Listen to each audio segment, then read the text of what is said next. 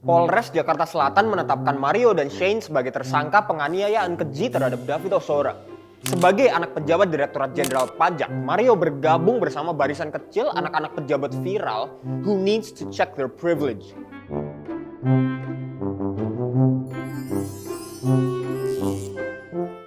Mario Dandi Satrio, 20 tahun, dan Shane Lucas Rotua, 19 tahun, dijerat Undang-Undang Perlindungan Anak yang mengatur larangan melakukan kekerasan terhadap anak. Mereka terancam sanksi maksimal 5 tahun penjara karena meninggalkan David terkapar dengan cedera parah di jalan perumahan di mana insiden itu terjadi.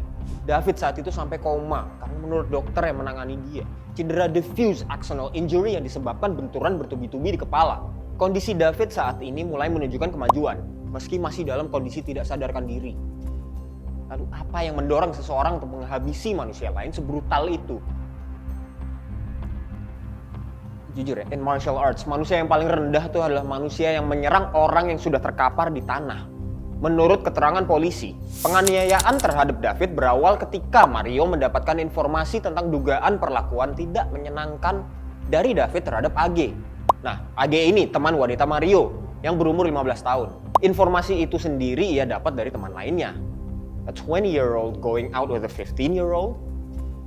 Ya, kalian menilai. Semua itu rentetan kejadian sebelum insiden berdarah tersebut.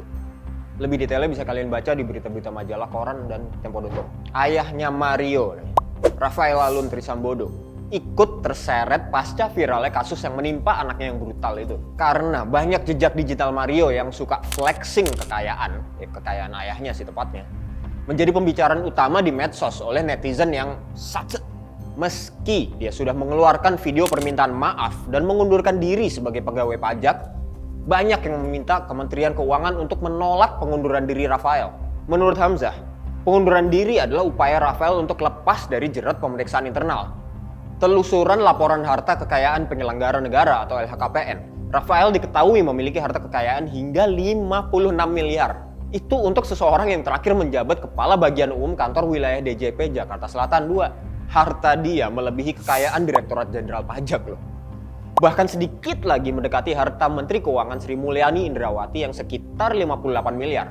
Sebagai catatan aja nih, nominal yang tercantum dalam LHKPN Rafael belum termasuk mobil Rubicon dan motor Harley yang dipakai anaknya buat mencari validasi. Mulut.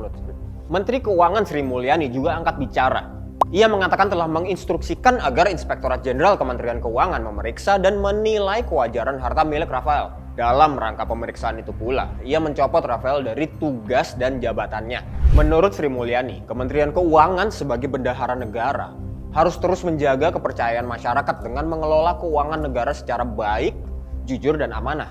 Apalagi sekarang kan lagi periode pelaporan SPT pajak. Kontroversi semacam ini benar-benar tidak membantu posisi pemerintah.